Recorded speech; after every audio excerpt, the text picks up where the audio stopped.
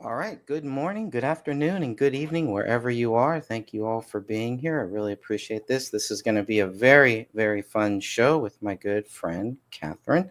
She has written a book, and we're going to go over that. I do want to let everybody know where you can get this book right now. It is available right now. It is called Root of All Evil. This is part of a trilogy.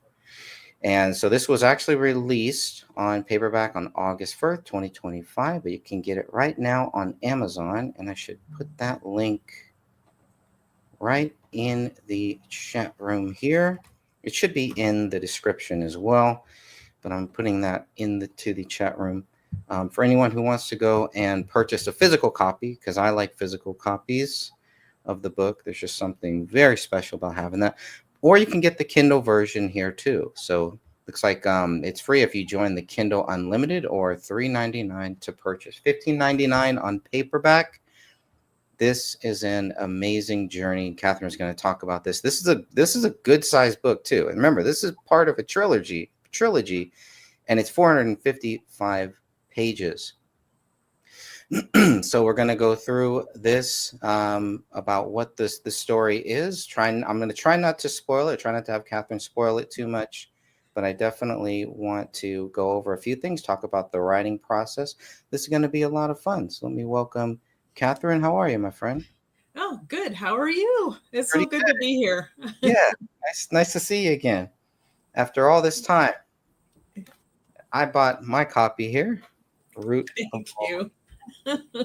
book one of the trilogy. And yeah, it's a thick book there, so that's good. It's a good size one. 455 pages. And I had to choose that's the next larger size.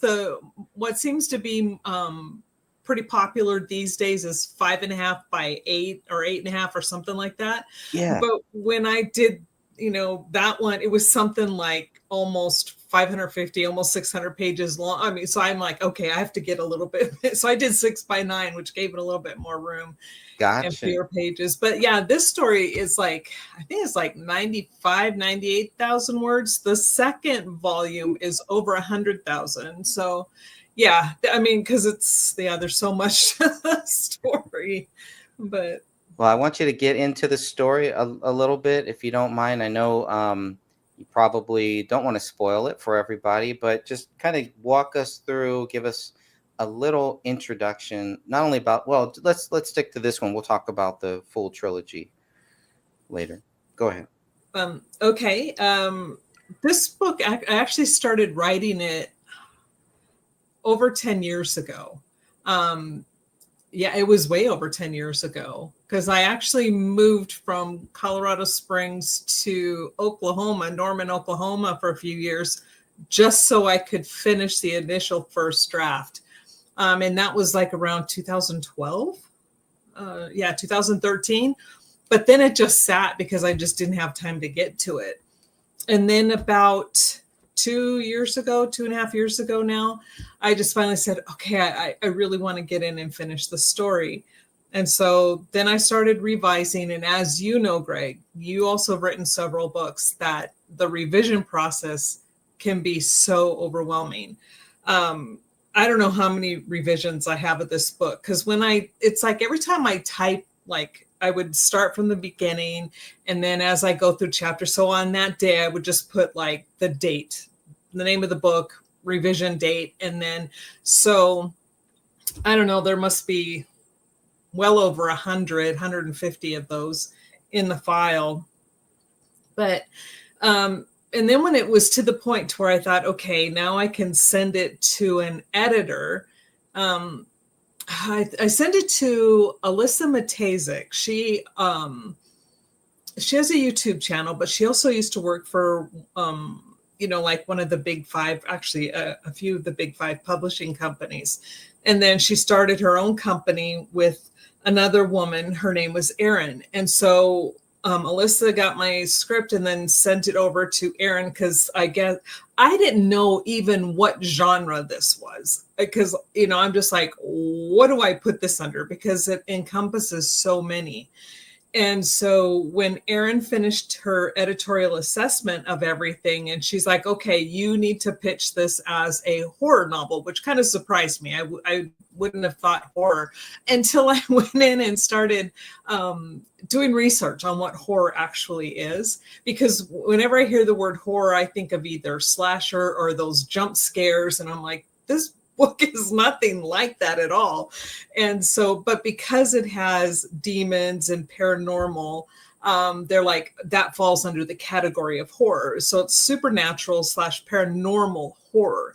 So anybody, when they see that it's under horror, I don't want them to think, expect a jump scare and, something that's going to keep them up at night because things are crawling out the walls. No, it's not like that.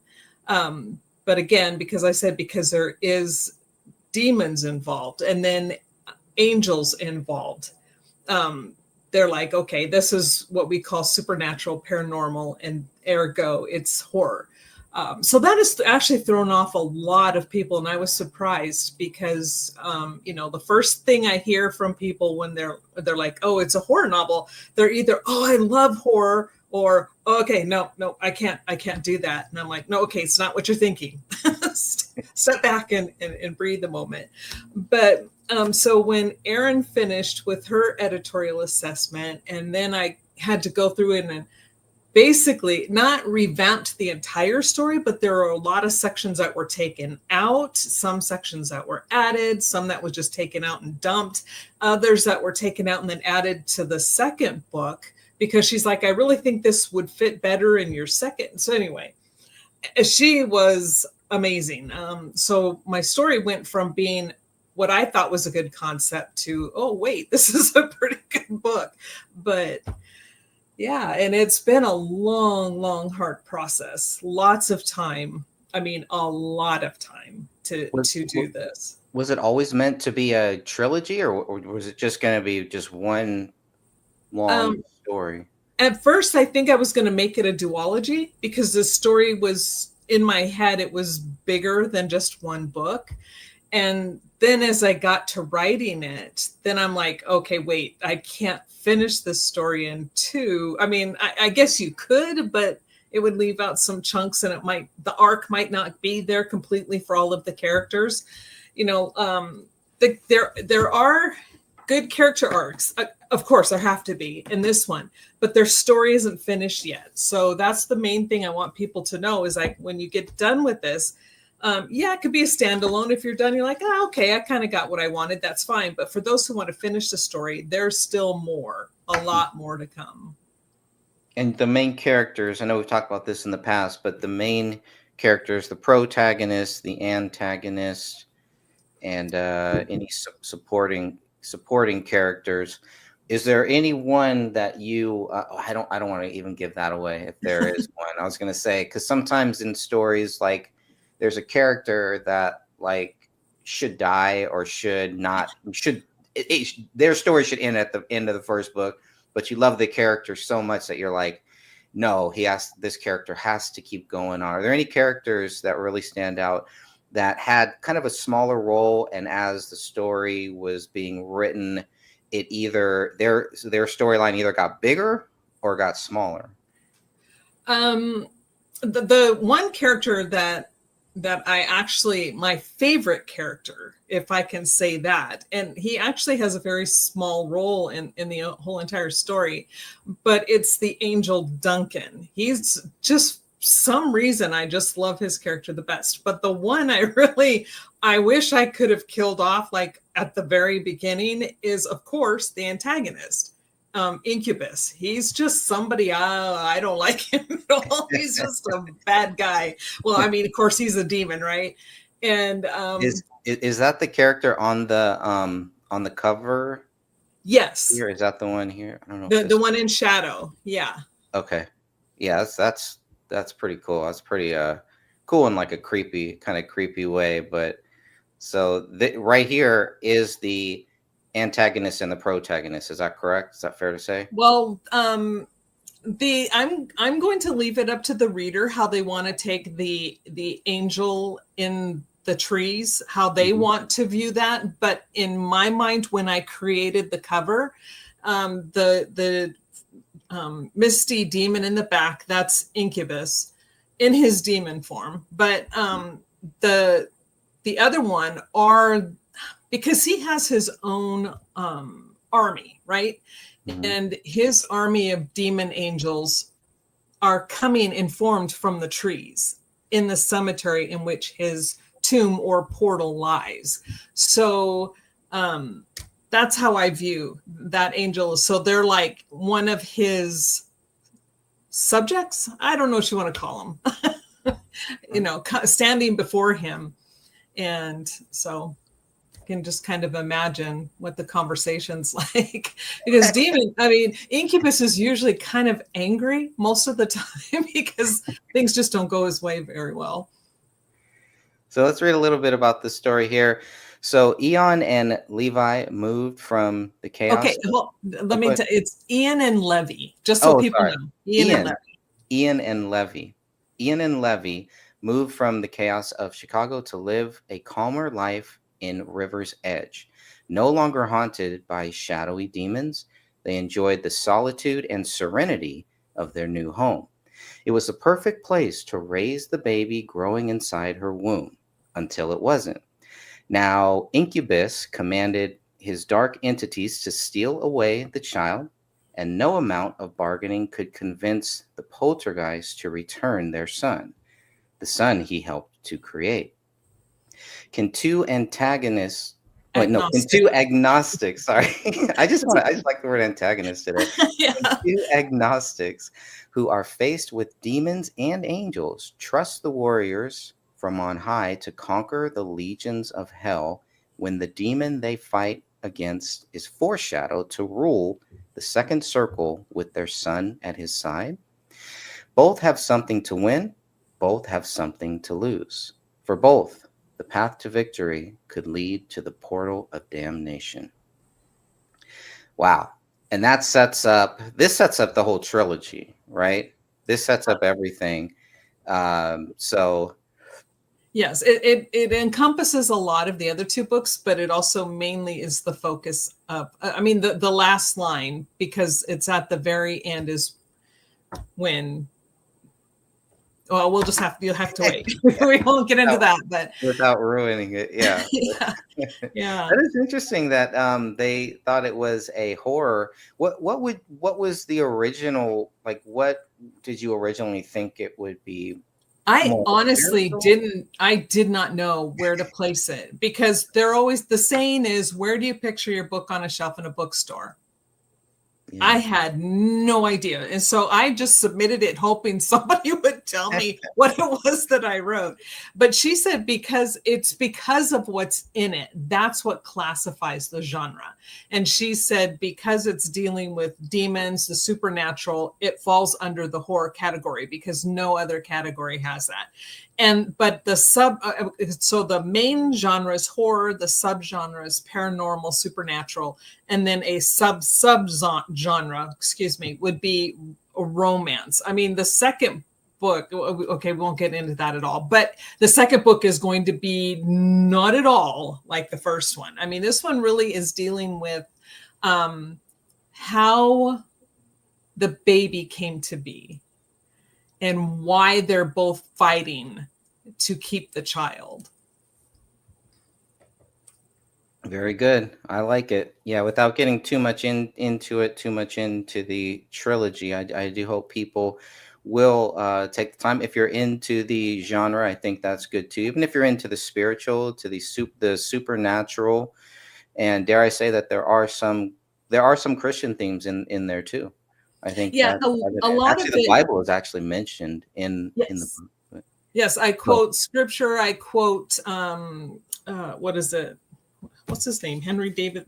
I always forget his name, and he's Henry David Thoreau. I mean, he's one of my favorite, and that's how the book actually begins. Is a quote from him that says, "There are 1,000 hacking at the branches of evil to the one who is striking the root."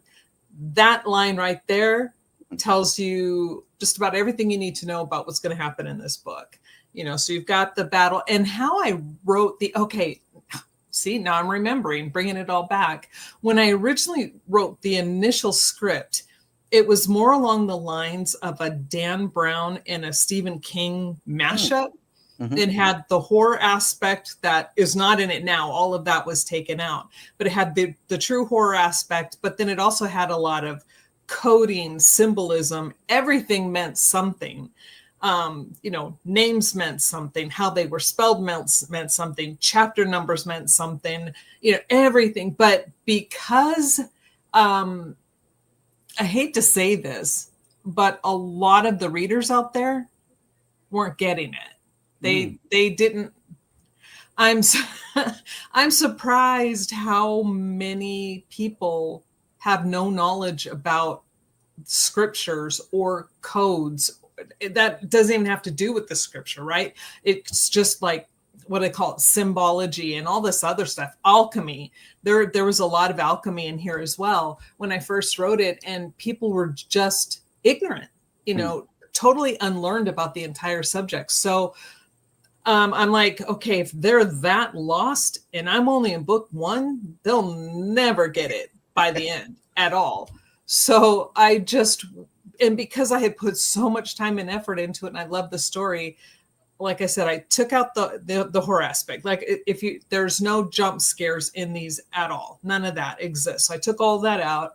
And then there's still some of the alchemy and some of the, numerology and stuff like that in there, but it goes along with the storyline, but it's not really focused on that. Right now, I couldn't tell you that it was a mashup between those two anymore. It's been changed so much. Okay. And I know without giving it away too much, is there a happy ending? Is there a cliffhanger? Would you rather not say? In this book? Just in this book. Yeah, no. That's a yes and a yes. Okay. So like both. Wow. Okay. Yeah. Happy endings and a cliffhanger. I like it. All right. Because go ahead. Yeah, I mean, it definitely ends with you realizing that you think the story's over, right? You're like, oh, okay. But then it ends and you're like, okay, there's a lot more left to come. So very cool. Did want to talk a little bit about the cover too, because I thought the cover was very interesting. I wanted to get some background on. First of all, I love the cover. I can see like wings within wings. I don't know if that's purposely done, but you can kind of see the wings like right here in this shot. But then if at the bottom, it also looks like these are wings, but they're like roots too. So anyway, I just wanted to get some background on this cover here. Well, how this cover was designed, and inside, in fact, let me get to that.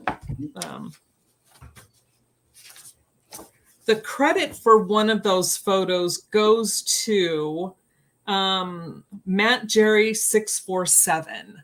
And I'm a member of Pixabay, and because when I did composite photography, like I would take my photographs and then I would find other photographs and then I mash all these pictures together to create a bigger photograph. And this one of this branch, moth, angel, however it is, that is his picture. But I mashed it together with other pictures, the other photos that I designed with it. So mine are behind. So his is on top, and the layered ones like the incubus, and then there's some, you can't really see it. If I unlayered everything, you'd see it all. But it's just the other photos that I then composited and mashed and put together, changed colors, changed lighting, and then created that one. But that is why when I saw, and let me give his name again, because this guy does amazing work. And I did give him credit in the book, an image credit. Maybe his name is Mate. I'm sorry, Mate Jerry, MateJerry 647. And I actually found another one of his photographs that's pretty similar that I'm going to use for the second book cover as well. But the image behind it is going to be completely different. I've designed a whole different image behind that one. But yeah, I loved putting this together. This took me, normally I spend hours and hours to create, photo composites. But this one, just as soon as I saw that one photo that he had, I knew exactly what I was going to do to create the entire photo. And that's how it came to be. You think in the future we'll get a more close up of the red-eyed demon back here? That is not planned. Okay, just curious. But It makes me curious. It makes me like it's like you're teasing there because you know something bad is coming there. yeah, Work. and that's the whole thing, because a lot of people, which I'm surprised too, they don't know. Well, okay, I guess maybe I shouldn't be surprised. There are probably not a lot of people out there studying demonology, but a lot, I mean, but even I would think Christians should know more about the bad side of things. But incubus is actually one of the Lucifer or Satan's, I guess they in that realm of teaching, they teach that Satan and Lucifer are two separate people or demons. And so Satan would be the supreme, Lucifer falling underneath. And then under Lucifer are a realm of other demigods, if you want to call them that, other rulers. And then each circle of hell has a ruler. And so in my book, the second circle of hell, the ruler is Asmodeus. Now, Asmodeus, if you know anything about him, Asmodeus and incubus are kind of similar. They're both demons of sexual deviancy. The difference being is that incubus can be a male version or a female version. He can be the incubus, the male, or the succubus, the female. He can take either form, whichever he needs to get his purposes done for what he needs to do. And in my book, he uses both forms to get exactly what was prophesied for him. Interesting. That's deep. So it is based on some real mythology, or I don't know what you would call that exactly. Yeah, it's maybe mythology. Like I said, there's a mixture of everything. There's of course, with some scripture, people call that mythology as well, or real true mythology, where we're dealing with demons, and then the hierarchy of hell itself. And I go more into the hierarchy of hell in the second books. So it's touched on in this one, so you know it's coming. Mm-hmm. Because here incubus, and this just all made up in my head, and I don't think this is anything I read, but I've read so much I can't keep it straight anymore. But the Chileans are oracles that kind of rule and foretell all of the demons' futures, right? And they decide every 4,000 years which demon, because of the war between good and evil, heaven and now hell, and the kicked out angels and all this other stuff, they can no longer procreate, right? And now the Chileans are given a special gift, if you want to call it, in only one demon every 4,000 years can then procreate, is given the ability to then procreate, and they can only bring one heir into the world. And so this was Incubus's, his name was called, right? So he got the call, and he'd been waiting and waiting because he'd always wanted to have an heir. And so that's why the battle is going to be so strong, because this child was foretold that he would now be able to take over second circle, but he needs to have the child with him. And then of course you've got the mom and the dad who are like, this is our son. We're not going to hand him over to evil, and we need the help, So, and because heaven now knows that there's going to be, this child really stands to be a divining rod. He's going to be the apex of something coming. And so both sides have to fight to gain control of the child, not necessarily gain control, but to protect him. So depending on how you raise a child is generally how they're going to be later in life. So if you raise them, and not always, I'm not saying that always happens, but that's how it should be though. Yeah. But, generally speaking, if you raise a child in a really horrible situation, 9 times out of 10, they become horrible people. And so that's what Ian or Levy are like going, no, this is our your baby. This is our baby. We want to protect him with everything we have. And so it just, the child becomes the focus, the center of the battle. How did you come up with those two names, Ian and Levy? And this comes out further in the story. Again, the names all meant something at the beginning, right? When I was first writing it. Levy was just what she always went by. Her real name is Lavana, which means protector of the newborns. And Ian, which he hated his first name because it was Gideon, and Gideon means feller of trees. Yeah. So when you see how you start to put it all together with the quote from Henry David Thoreau, there are 1,000 hacking to the branches of evil to one who is striking the root. So all of this stuff meant something. And it still does, but not to the degree it did in the initial book. But I kept what I could because I thought that the premise was so interesting, that their names given to them. And these were two people who they never thought about a God. They didn't care about a God. They just were living their life, right? They were having a good time until things weren't so great.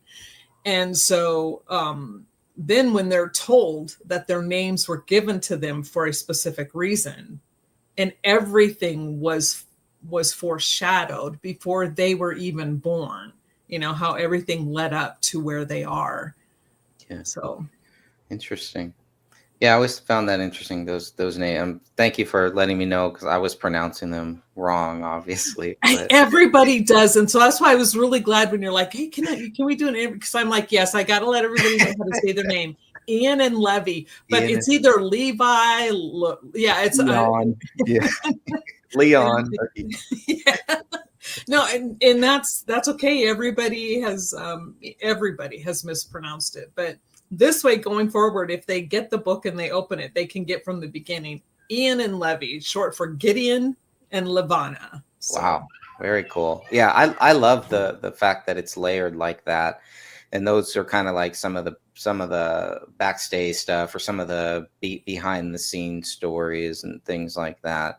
And I'm going through a lot of that with Tolkien, reading some Tolkien, yes. And then you know like books I've read, and then all of a sudden I'll hear, oh, okay, there's actually a lot more to it that, like you said, just never really makes it into the book, but it's still there. The heart and soul of that is still there, which I think is really cool. And it makes you want to go back and reread it again, like to understand a little, now that you understand a little bit more deeper about what the author was thinking when they wrote it. And so I'm always fascinated by that process.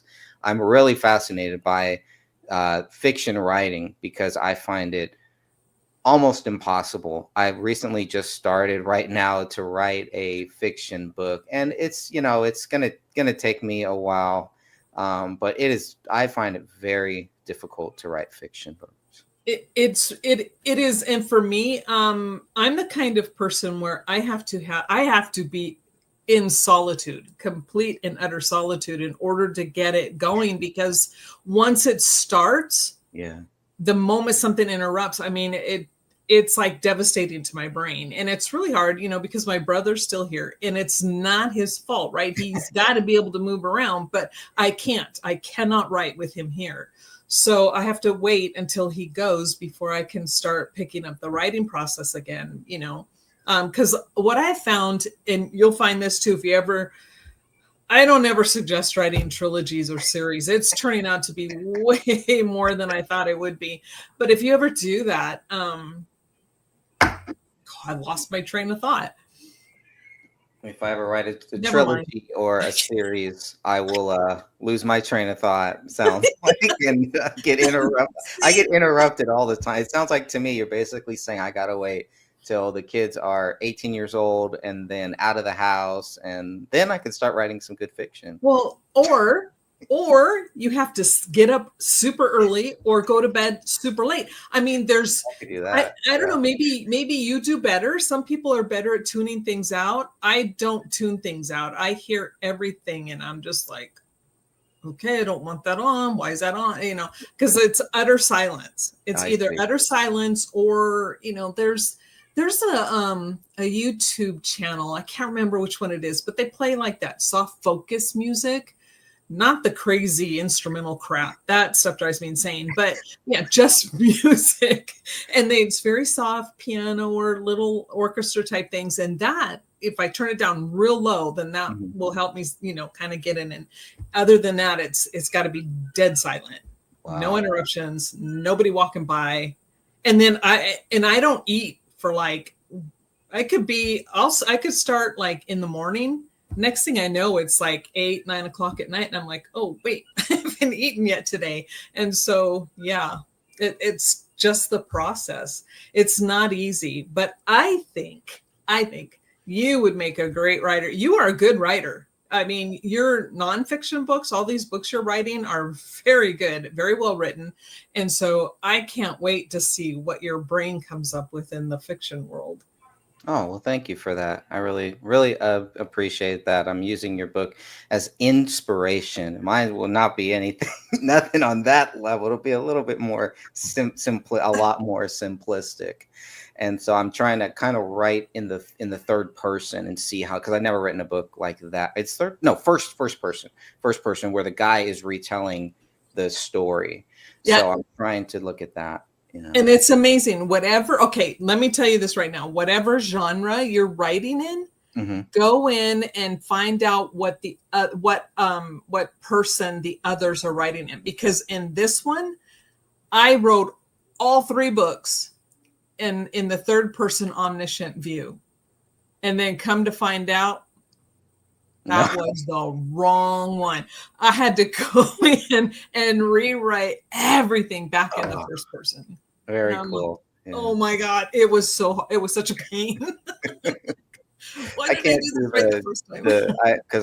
I've read a lot of Tom Clancy's books, and like the way that he will describe the coffee on the table, and I know he's got ghostwriters and stuff like that too, but the way that they describe it, at first I was like, why do I need to know all of this stuff? But you know what? It made me, as I'm reading it, it made me want to grab a cup of coffee and as I'm reading it. So he's doing something right. I don't know. And here's the other reason. And when I read things, not only do I hear the words in my head, but I see the thing play out in my brain, right? Yeah.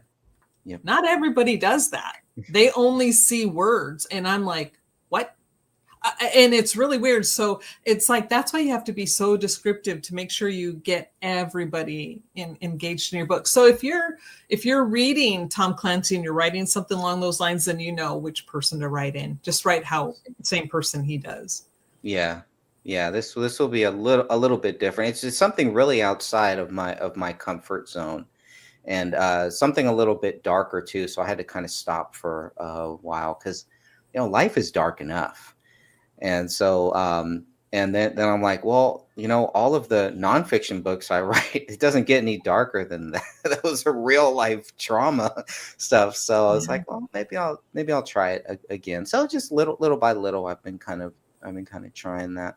I do enjoy the more fantasy stuff and the more stuff like this, where, yeah, it could be real, but it's like not like, I don't know. I like to keep my fiction and my nonfiction separate. And so what I'm writing now is kind of blurring those lines, which is the last thing that I ever wanted to do. But I got so involved in the story. I came up with a story in my head and was like, I just write it down. Maybe I never do anything with it. And while I'm in between books, in between nonfiction writing, which is just a pain in the butt. It's the editing. I love the writing process. Everything else I don't like. Join the club.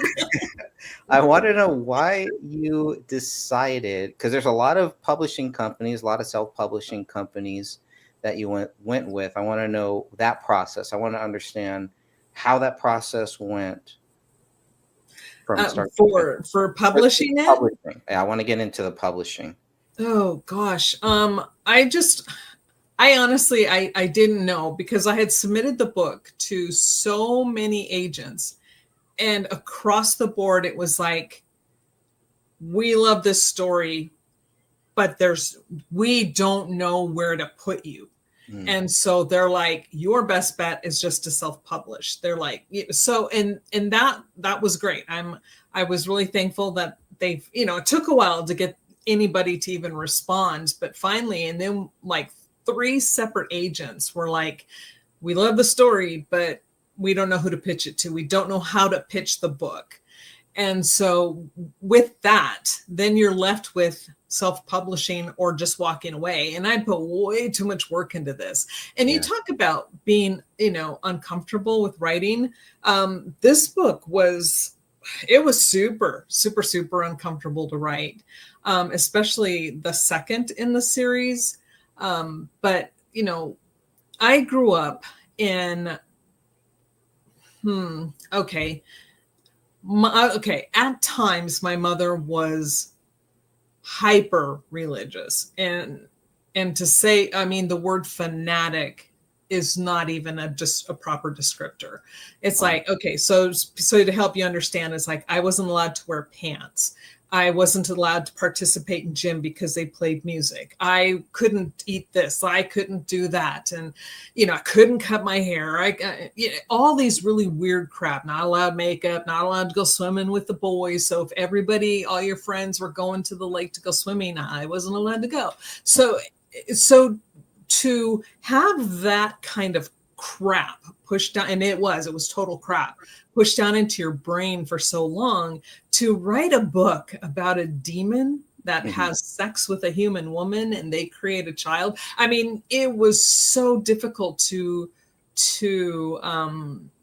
break through all of that garbage. So it was cathartic. And it was fun. And then once, you start to let your brain go free, then you start to become more creative. And with that came the problem of they have nowhere to put me. And so it was Alyssa and Aaron who really helped talk me through how to, they're like, okay, same thing. You probably should just self-publish. I'll be honest with you, because wouldn't have anywhere to pitch you to. And so then I started watching a lot of YouTube videos. Thank God for YouTube. And so I was listening and watching people, their experiences, and if they published through Ingram Spark, Barnes & Noble, KDP, and all this other stuff. And at the time, the easiest thing for me to do was to self-publish through KDP. Now, I do plan on also publishing through Ingram Spark here really soon, but that's a whole other process. And like I said, things have not been where my brain can focus on what I need to do. But when I saw that the majority of people had real good success in the way of things went smooth. There weren't a lot of bumps in the road. And KDP came out on top. So I'm like, okay, this is my first time through. So I don't want to, hit a barrier every 10 yards. And so I just decided to give them a go. And I'm grateful I did, because right when the book was going to get ready to get published, but it still needed to have another revision done. Because you upload it, you format it, make sure everything looks okay, then you get a proof copy, and you go through everything, and then I'm looking and I'm like, okay, here's some stuff I need to fix before the final thing. And then the Microsoft update hit my computer and it crashed the entire system. Oh, everything was gone. And I'm like, oh my God, what am I gonna do? And so thank God, Amazon. And I didn't like Amazon before, because I have been traditionally published before. Long story short, and it wasn't Amazon's fault, but I was mad at them because they were backing the guy who stole all the money. But anyway, this time though, they worked with me and they got back the account for me, because, they could see it on their side, but I had no access. And so going back and forth and staying on the phone with them for a few days. I think it took like 3 days, but they finally got my account back for me, which then I was able to download the book and then make corrections. And yeah, because it almost wasn't. Oh, wow. It almost wasn't. The demons almost took control of your computer, and then almost ruined the whole thing. Thank God for Amazon, I guess. Yeah. Would you recommend KDP to others? people I self-publishing? mean, they don't, and this is the thing I think most people need to understand is that they don't promote you at all. That's really all on you. And I have had zero time. This is the first time I've sat down to even do any kind of promotion for the book. I just have not had the opportunity.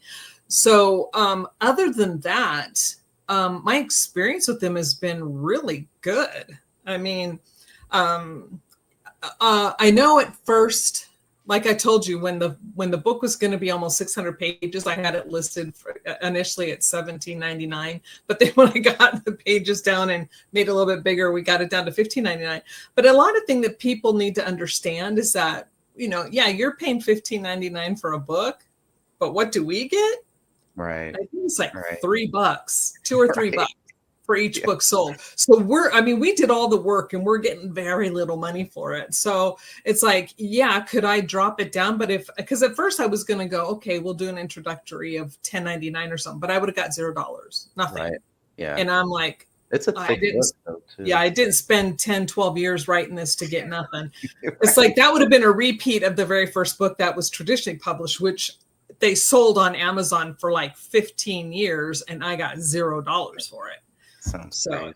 yeah, I was like, I'm not doing that again. So it's like, It's sell some, don't sell some. No, it's a good quality book too. I mean, I think, for what you're paying for, and 15.99, I think that's kind of pretty low. Usually it's about, 20. I mean, we're talking 455 pages. We're not talking about, most books, for $20, a They're 200 page, 288 pages. Yeah. if that. Yeah, I think my first book, my first self-published book, I think is probably still on Amazon. It's probably like 19.99. It's probably $20, and it's like 200 pages. That's it, And so that's why I've been shopping other self-publishing companies. I just haven't found one that is better than the lulu.com. I haven't, and they don't do anything for you either.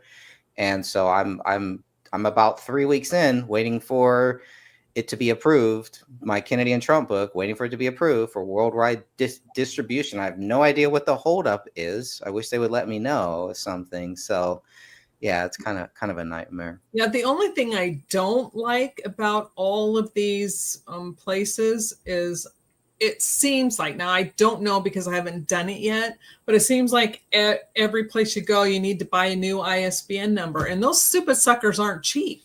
And I'm like, you either get their free one, then that book is forever locked in with them, It right? is. Yeah. Or you go and you buy a separate ISBN for every single company. And I'm like, I have one ISBN and that should be good enough. It should be the only thing associated with this book. And yeah, but it's so frustrating. So But it's frustrating. so nice, isn't it? So nice to just flip through the book. It's your book. It's your hard work that is Yes. paid off. That feeling has got to be good. And maybe it hasn't hit you yet.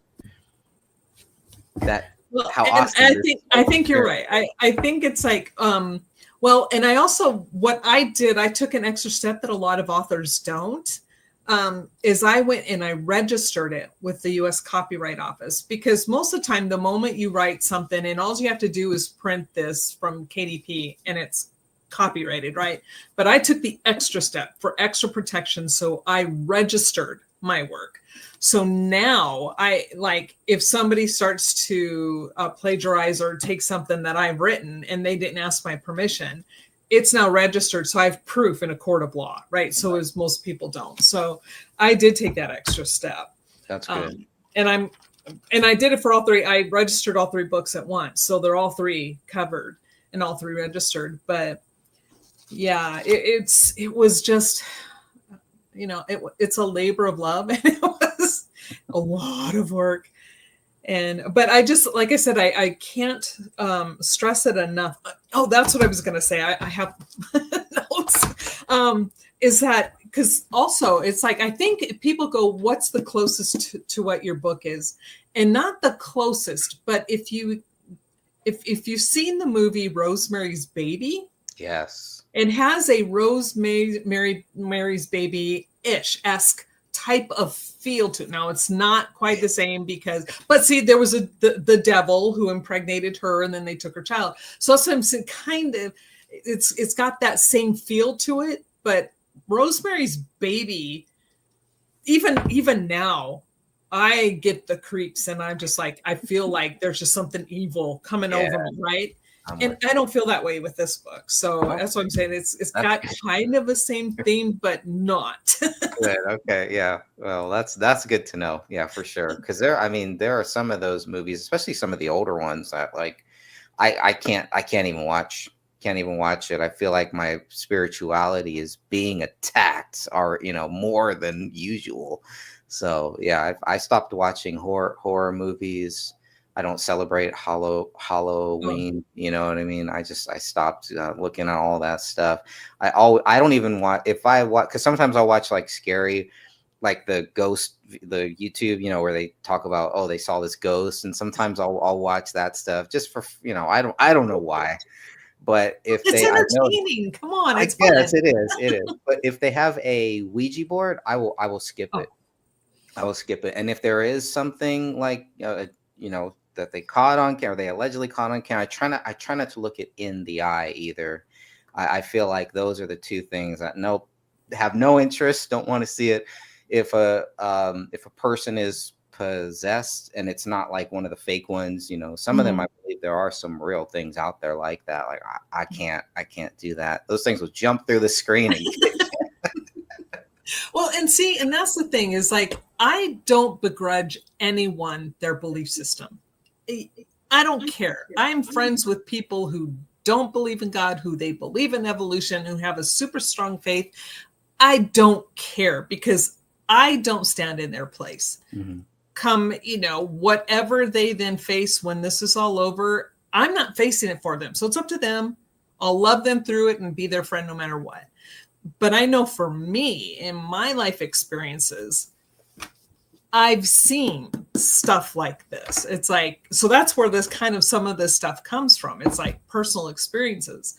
And then I'm just like going, so it kind of, for me, gives these types of books, the supernatural, paranormal type stuff, a different feel. That's why, I don't watch like a lot of the paranormal shows because it's all baloney. It's just, I'm like, that's not how that happens.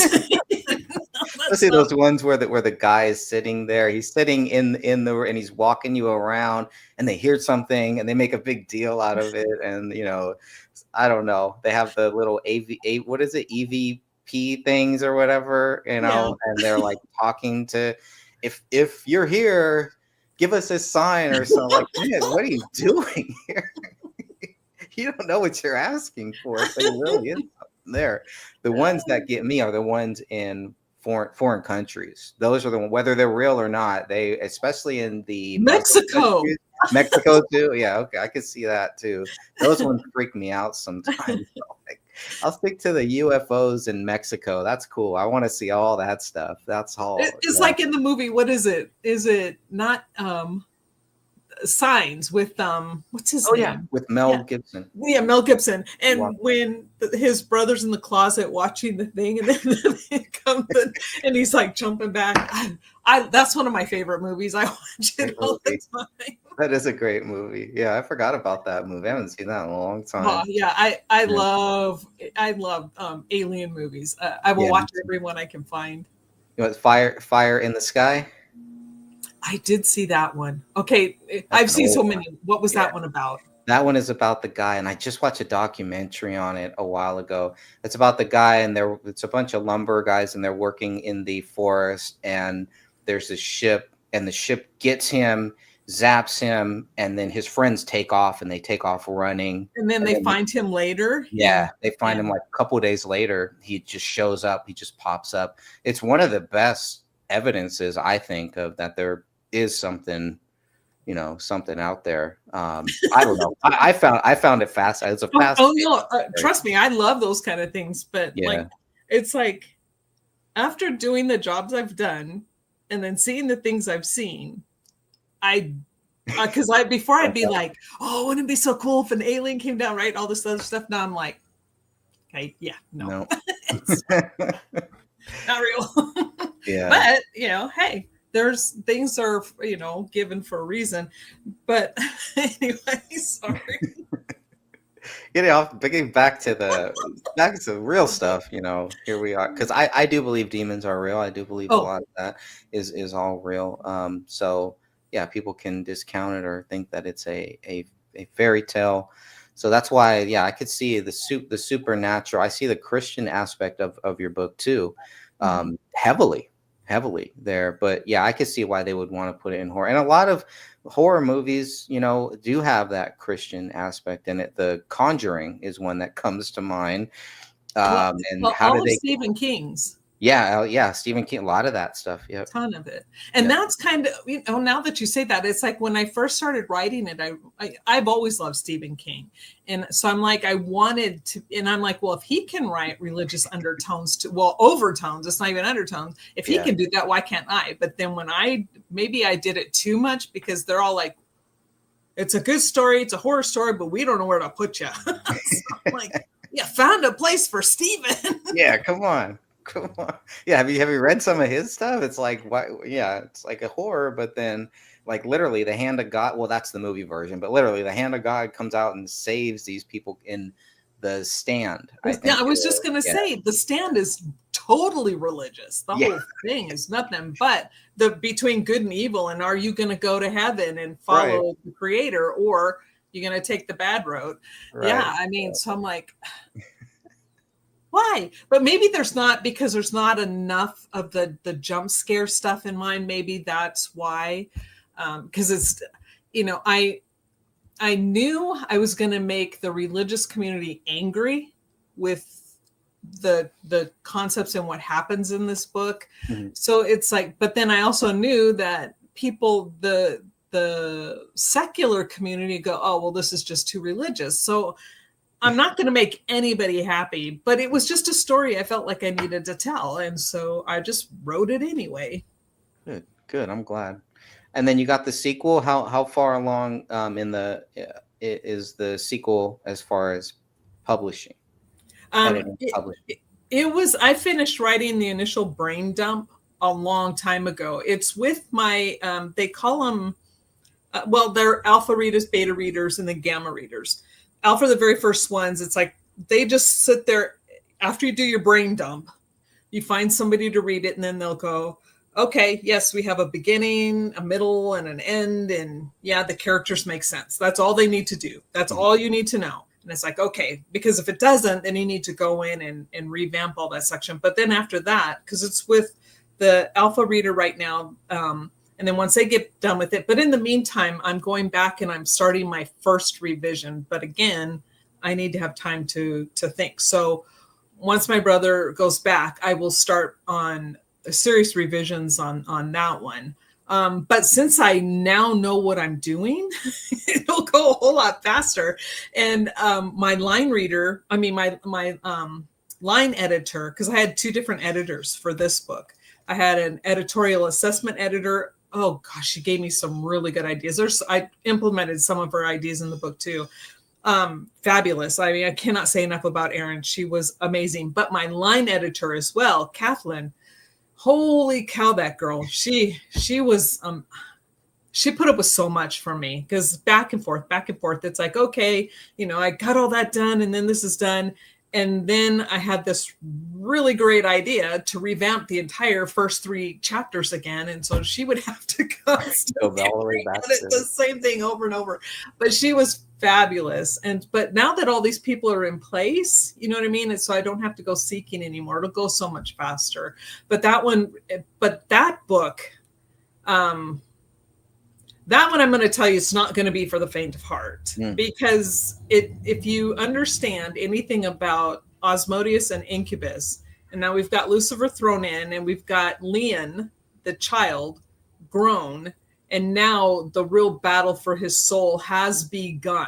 I mean, they were battling over his physical body in this book, and now the mm. battle for his soul, which is intense, is now going on. But they're both sexual deviants. So there's a lot of stuff that most people might not want to read Maybe in some that book. triggers in there. A few triggers in there, maybe. Oh, Yeah. well, yeah. I mean, triggers and let's just say a lot of adult content, Okay.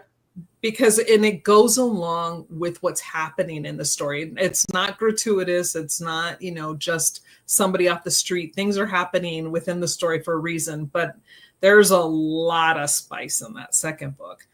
But it makes sense because, like I said, once you know who these demons are, what part of hell they're battling for, and what takes place in that part of hell, and then what place that Leon, the child, and what his role is in all of this. Again, it all makes sense. Then the third book, which will be the culmination of all of it, it just ends. The entire battle will be decided.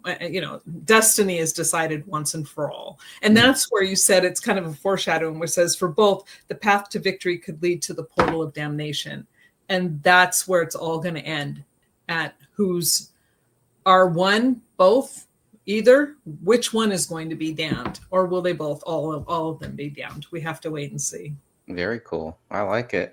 So the second one, I'm assuming there's not going to be a happy ending in that one. Probably in That more. one definitely has a cliffhanger. Okay. Yeah, because there's some things going on. I will not tell you, because that one, I love that one. But that's definitely a cliffhanger, because you're like, what? I mean, you kind of get the hint all through the story, and maybe some people will go, oh, okay, I see where this is going. And that's fine. I don't care, because it's all still part of the story. But when you get to the end, you're like, uh-oh, I want to know what happened here. Very cool. Well, we still got a few minutes here left.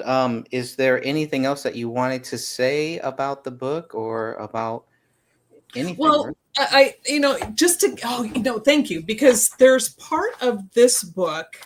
I think it's the bonus chapter. Yeah, bonus chapter titled Leon. And this is the one that the editor, she told me to just, because it was like toward the beginning and everything, she goes, this is where it's at, is kind of an info dump, take it out. And then Sophia, she's like, make it a bonus chapter. I'm like, oh, that's a great idea. But this bonus chapter, it would behoove you to read it, because if you're like me, sometimes I tend to ignore epilogues and bonus chapters. They're just a waste of my time, because I finish the story. I don't care about what happens after that. And then I go and put one in my book, right? Makes sense. Right. But this explains why Leon is so different, because he's not just a prodigy, but he is a true mix between a demon demigod and a human. And it explains why he knows things, how he can do things, how he's so far advanced at such a young age, from being newborn to 2-3 years old, and the things he knows. And it explains his conception and where he begins to remember, and in what process of conception that begins, and how he knew who was who when he was born. It's actually, it just helps tie in the story, and it will help people understand the second book a lot more, and understand the main character of Leon better.